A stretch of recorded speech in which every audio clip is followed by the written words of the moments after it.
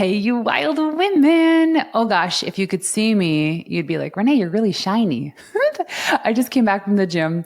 I have gym sweat still happening, gym hair, and I'm exhausted, to be honest with you. You might hear that in my voice today. So I do apologize if I'm a little bit raspy. But my incredible assistant Morgan's like, you gotta record this episode because we need to get this to the production team right now. So here I am, and I want to drop a quick little nugget today about self-publishing a book. And there's many reasons, but the top two things, actually maybe three things, is one is if you're going to do it, you should start the process today. I actually heard a little maybe rumor not that long ago from somebody who helps others publish their or write their books. And they said that if you are interested in self-publishing a book, it is something that you need to start doing today, because with the advancement of AI, it's going to get easier and easier to write books, and people are going to be less, they're not going to believe that it was the person that wrote the book. So it's really important that if the idea of self-publishing a book is something on your plate, on your list of things to do, I really highly encourage you starting that process right now. And if you wait till the end, I'm going to explain to you how you can actually join us with a company called selfpublishing.com. The founder, Chandler Bolt, and the team are actually platinum sponsors for the Pink Skirt Project. And I'm going to tell you about an event you guys can join for free to learn how to start the process of self-publishing. So what is self-publishing and why is this important? Well, to me, it's like, I want to just distinguish self-publishing from going through a traditional publishing house. And I'm not discrediting them at all. They still work.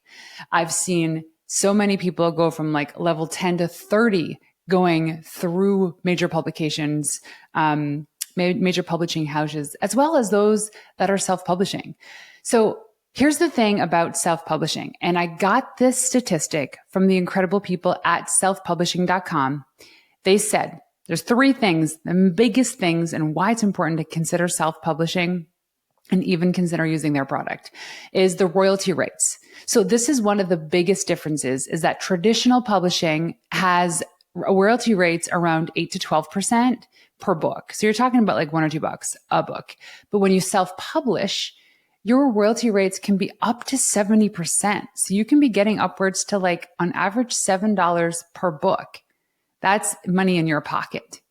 The ownership rights and the intellectual property, those are given away pretty much the moment you sign with the traditional publisher. Marketing wise, traditional publishers expect you to manage marketing and selling your book.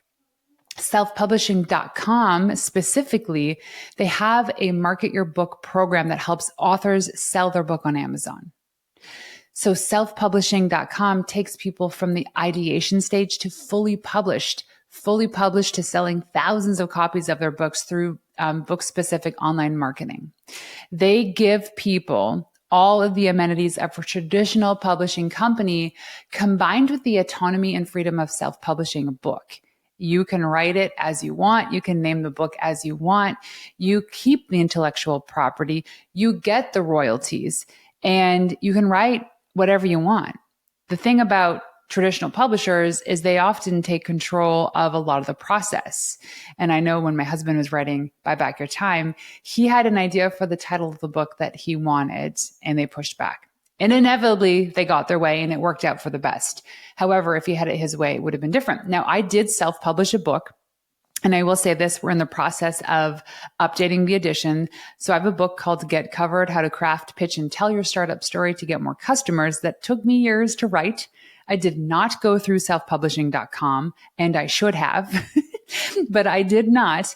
And the process took me forever. I went from writing it myself to hiring a writer to co-authoring it to, there was just so many cooks in the kitchen.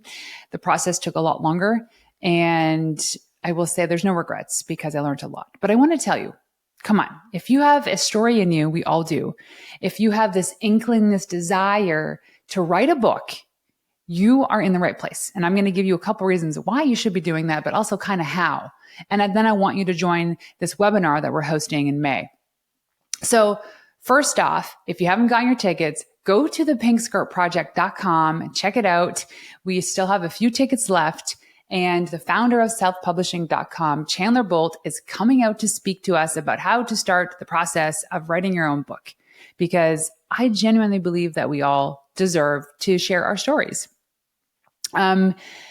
So by the end of this episode, I want to teach you about some of the things that a book done to transform myself, transform careers that I've seen it, how it skyrocketed even my husband Dan's success. Although he went through a traditional publisher, it doesn't matter. Writing the book was the thing he needed to do. Why write a book? First off, it is personally the ultimate credibility builder. When you become an author, and if the book is good, the table stakes is your book is good, you instantly position yourself as an expert in the field. Because we know it takes a long time to write a book. And most people write books based on their experiences, their opinions, their perspectives, which means that they've dabbled in the field for a while. Like, I'm not going to go out and write a book about the Liberal Party of Canada because I don't know anything about the history. I don't know much about the Liberal Party of Canada. And why I use that example is because we just had an election here. But the point being is most people know that if someone's written a book that they're have, a personal opinion or perspective and experience in that field. Statistics on how authors are perceived as authorities are through the roof. If you say that you have a book, and for instance, for me, when I was selling my PR services and I leveraged my book, I would have clients who were thinking about working with me, go and buy the book, read the book, started to implement some of the things because we gave it all away. And then realized, wait, I actually need your help because you're the expert. But your book was kind of like the ultimate resume for your authority. And it was so easy for me to land deals because I had this book. Another example would be even like clients that I know. They leverage books. Like when I used to pitch clients to be guests on podcasts in the early days, saying you were an author was like almost an instant win. But nowadays, it's one of those things that's like almost like a lead magnet. Some people give away their books for free and they just offer, they just have to charge you for shipping. But pitching yourself to be on podcasts, saying that you have, a best-selling book or you have a book on the subject instantly establishes your credibility and your authority. It is also an incredible business growth tool. It serves as the ultimate business card. It is how you can generate leads. It is almost like the borrowed credibility effect when you're sharing your expertise, although you're positioning yourself as the expert when you are writing the book. But you get to showcase the case studies, the stories, all of your expertise, your opinions, your perspectives, your frameworks, your methods, stuff that you invented, your intellectual property in a book, in one succinct book. With on average 14 chapters, 250 pages. And I know some people that actually the hardest part of writing the book is trimming it down to 40,000 words. But the other thing too is like the legacy creation in this book, because once a book is out there, it's out there, right? Like unless every single book just combusted, the books are out there. They're on shelves. They're in libraries. They're in bookstores. They're in people's homes. They have a staying effect. And if there's one or two things that you've said in your book that was so profound for somebody, they will recommend that book to somebody else. And most people don't make money from the book. They make money from leveraging themselves as the authority in the space. Remember the credibility builder of having written a book. So it's the legacy and the legacy creation. It's the lasting impact of putting your knowledge into the world. It's how your ideas can help others long after you're gone. It's the fulfillment that comes from sharing your unique perspective. It's part of legacy creation. Do you know an established authority in the space, in the world? Anybody, or even people like the rising stars who don't have a book? See what I mean? There's a direct correlation with people who are really trying to expand their personal brand or establish their authority and writing a book. It is also the ultimate personal development journey. because it gives you the discipline to have to write the pages when you don't feel like writing, much like this recording today. I am busy. I am not feeling the best again. I'm experiencing vertigo and my kids are home and there's a lot on the go. The cleaning crew just showed up and they have to be quiet until I'm done recording this episode. But for me, it's the ultimate personal development journey because it's forcing me, much like when you're writing a book, it forces you to establish routine so that you get your pages in. The writing process, it also forces you the clarity of thinking. I remember watching Dan when he was writing the book, Buy Back Your Time, in the chair in our bedroom. And he sat in the same place all the time, writing, editing, research with a writer, research with the team, pulling up memories from the past, trying to add right dates to things and frameworks. And it was the ultimate reflection. It was slightly meditative. And it also opened up a lot of wounds because he had to reflect back on times in his lives that weren't so great. However, oftentimes those moments in our lives, we avoid going there because we don't have the energy, we don't have the tools, we don't even want to go there. But writing the book forces you to extract those stories. People love to hear how you went from those hard, dark days to where you are today. It's kind of the point of writing the book, right? It's the hero's journey. There is so much confidence that comes from completing such a significant project. Let me tell you, one of the coolest moments for me was when I went to the post office and I collected the draft copy of our first book and I opened it up and I was like, oh my gosh, that's my name on the book that I wrote. And all this effort went into writing this book.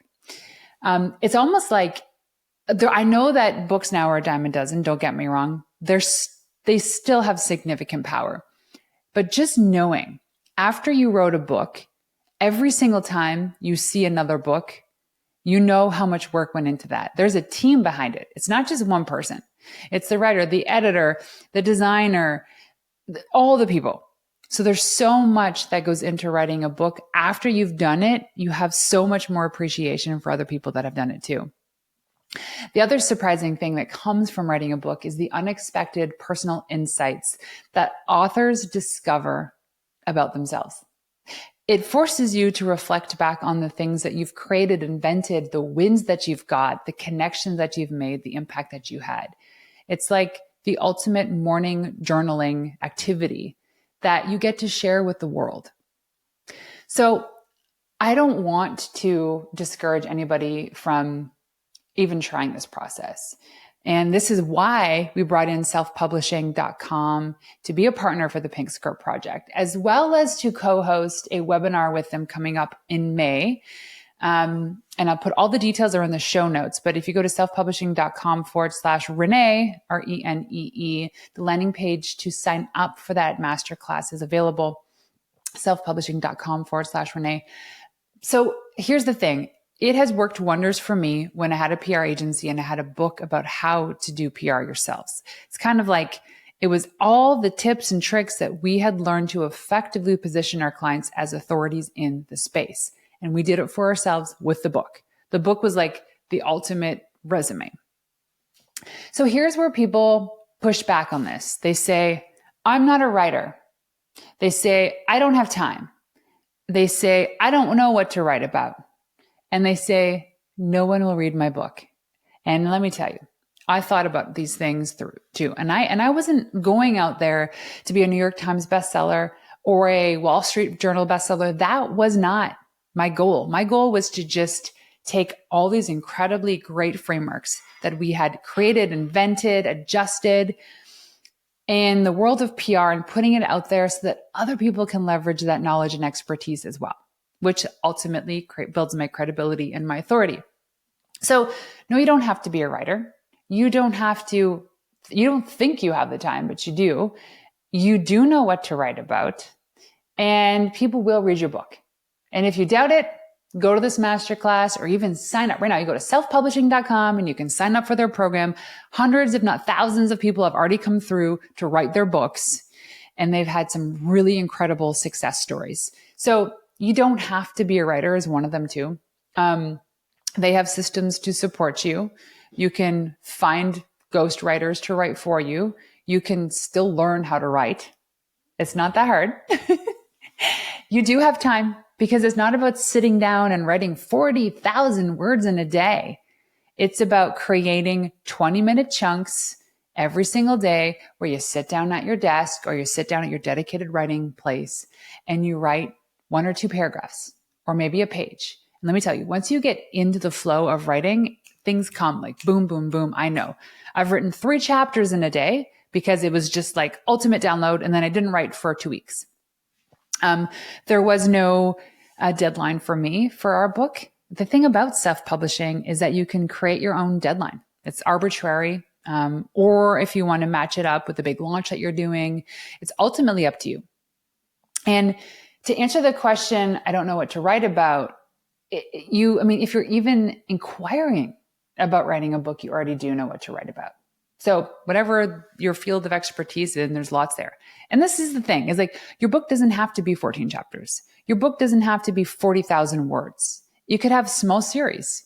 You can have little booklets. You can create whatever the heck you want to create in the book series that you want to create. And like I said earlier, most people end up overwriting their books. They put too much information in it because they want to get it all in, which is great because it just means you have another book in you. No one will read your book, also a lie, because there have been some really terribly written books out there that I've written that I've still gleaned some insight from. It's all about how you position yourself, how you market your book. Again, all the stuff you can learn at selfpublishing.com. So how do you get started? I'm just going to do some quick tips for you. A is start with your why.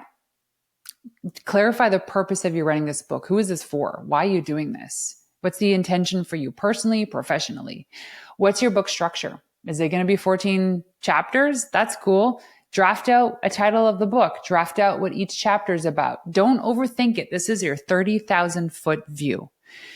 Sometimes we get into the nitty gritties. We start allowing ourselves to like thinking of all the things we can talk about, all the stories we can share. And sometimes it ends up being a little bit too much. So just quickly draft it out. Then create a consistent writing habit. Like schedule those 20 to 30 minutes every single day, or maybe 3 days a week where you're sitting down at a dedicated spot and you have no distractions. And that's all you're doing is you're writing your book. And then consider the first draft freedom. So once you get to the point where, you have your first draft of your first chapter or the first draft of half your book, read it, share it, ask people for feedback. It's a process. It takes time. It took me 2 years to self-publish my book because I didn't have a structure. I didn't use selfpublishing.com, and I should have. So all this to say is I genuinely believe that if you're listening to this podcast and you got to this part of the podcast, is you have a book in you, you want to write something, and you have the power to do it. And yes, it's an investment of time. Yes, there's some financial investment involved. You can't do all this stuff for free. It's not just going to poof appear. The best books take the most work. They take the most concentrated effort. They're succinct. They have a point. So if you're interested in joining us in this masterclass May 13th, go to selfpublishing.com/Renee. It's RENEE. Or if you want more information, you can check me out on Instagram, Renee_Warren. Better yet, show up to the Pink Skirt Project. Go to thepinkskirtproject.com, buy a ticket, come to the event. You can hear Chandler Bolt himself, the founder of selfpublishing.com, speak about the importance of a book, writing a book, why we should all be doing that. I really hope to see you there. We are crunch time. We are like just over a month out. I'm excited, super stoked, but please, please, please come join us at this masterclass to learn about how to self-publish your book on May 13th. Go to selfpublishing.com/Renee. I hope to see you there. Until next time, ladies, peace out.